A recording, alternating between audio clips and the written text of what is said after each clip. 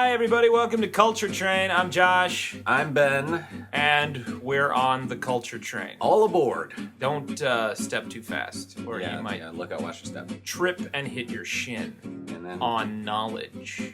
So anyway, what is the Culture Train? Well, we're going to watch one black and white movie a week for 52 weeks for the rest of 2012. I didn't actually know there were that many made. I thought there was only about 35. Yeah, I thought there was 6. Yeah.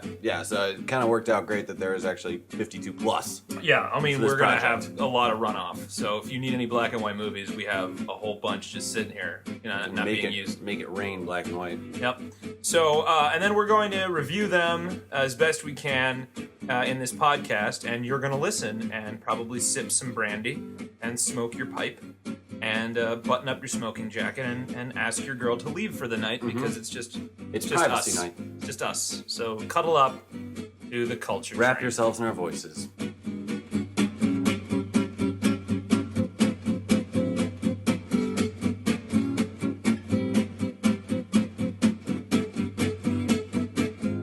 All right, so the movie that we are starting off this 52 black and white films is The Man Who Knew Too Much, directed by Alfred Hitchcock. The Alfred Hitchcock. Produced by Michael Balkin, who's uncredited because, well, we'll get to that later. Yeah.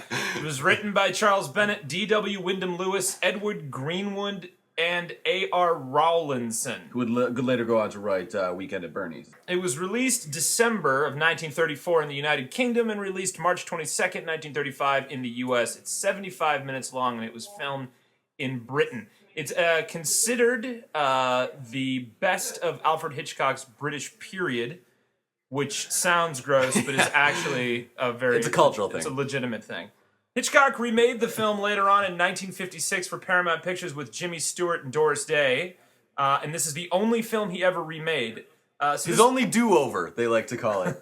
It's the one where he looked at it and went, Whoops! I can do this again. We all have our Perry moments. This is a mulligan. Oops. But everybody knows the Jimmy Stewart version of The Man Who Knew Too Much, and more people know the Bill Murray version, The Man Who Knew Too Little, which is, I think, far superior in tone and suspense. I think, just in case some of our listeners don't know who Peter Lorre is, if they're my generation who are, culturally untrained. He's here with us. He's here with Ben in the studio right now. You might recognize him. He's the creepy little shit that gave Steve Buscemi a career in later days to come. So welcome on in here, Peter. Thank you so much for having me. No, it's really an honor that you'd actually come back from what looks to be actually a good rested night's sleep. I was going to say the grave, but you look great actually. Oh, it's a cream that I bought from the Burt's Bees. Well, it is doing wonders, sir. Seriously. I feel very moisturized. And now, of course, the climactic finish to the film involves quite a dramatic shootout sequence that was filmed. Now, Yes, that was based on the Sydney Street siege, which was a real-life incident. It happened on London's East End. That's where Mr. Hitchcock grew up. It happened on January 3rd, 1911. And then the shootout was not included in the remake.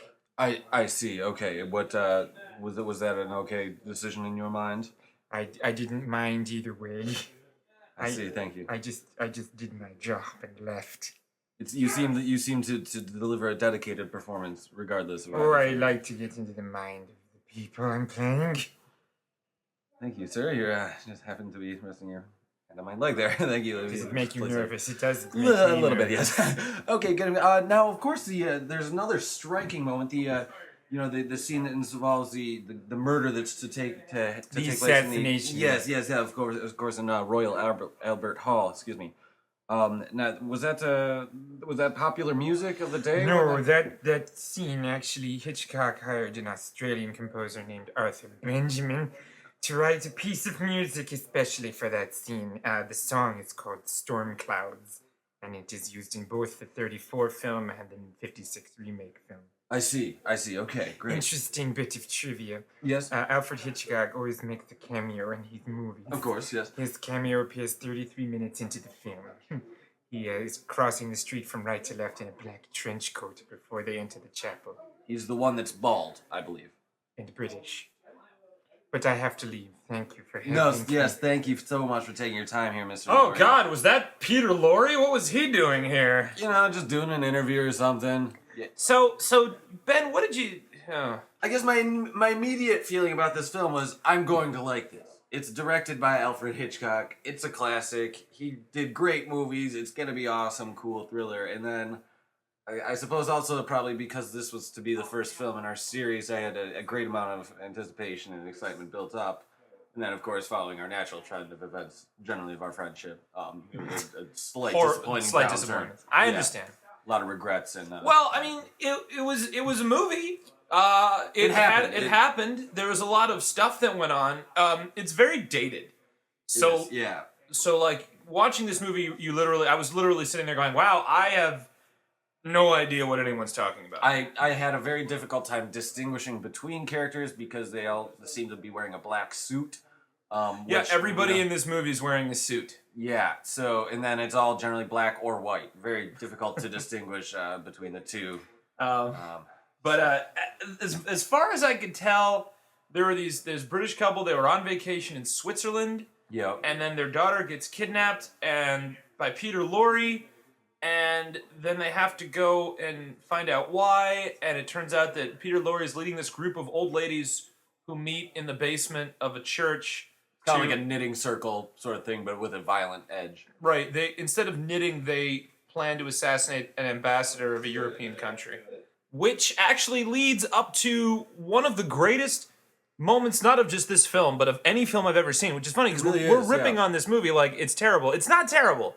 It's a well-done movie. And if anything, I think it's redeemed for this one scene There alone. There is, in the basement of this church, the greatest chair fight I've ever seen. And now...